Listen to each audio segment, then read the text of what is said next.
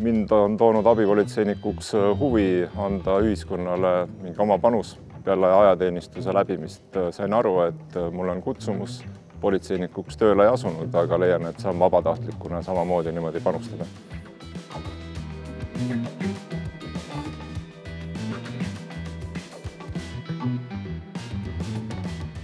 Me käisime sõbrannaga, käisime Rakvere politseimuuseumis ja siis otsustasime, et kuule, see on päris huvitav, et proovime. Ja sealt see kõik algas. Haapsalu abipolitseinike rühma kuulub hetkel 18 liiget. Nendest siis 13 on mehed ja 5 on naised. Eelmise aasta tulemuste pealt siis võeti see kokku. Nad on meeletult panustanud politseitundidesse. Siin tublimad on teinud aasta jooksul üle 500 tunni, mis on väga-väga palju ja väga suureks abiks. Ja tohutult on koolitusi. Mul on nendest üle poolte on juba relvakandjad, taserikandjad.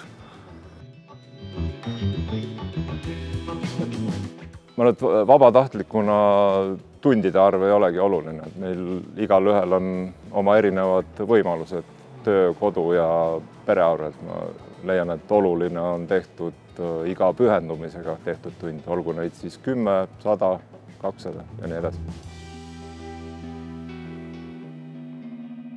Abipolitseinikuna mulle meeldib inimesi aidata ja tagada oma kogukonna turvalisust, aidata kindlasti politseinikuid ja teha seda tööd vastutustundlikult ja motiveeritult. Kõige pikaajalisem abipolitseinik on üle 30 aasta meil teinud kogu aeg seda tööd. Ta on ka Kaitseliidus vabatahtlik ja tegeleb ka muude asjadega, aga meil on ta üle 30 aasta olnud. Abipolitseinik ei pea olema ainult patrullis, ta saab olla abiks ennetustegevuses, piirkonnapolitseinikus, abis olla teenendussaalides, siis kriminaalpolitseil saab olla abis isikukaitsebürool, piiri immigratsiooni järelevalves ja nii edasi ja nii edasi. See on siin üks tänukiri silmapaistva panuse eest turvalisusesse. Nii et Politsei- ja Piirivalveameti Lääne prefektuuri Haapsalu politseijaoskonna abipolitseinike rühmale. Me hoiame kokku.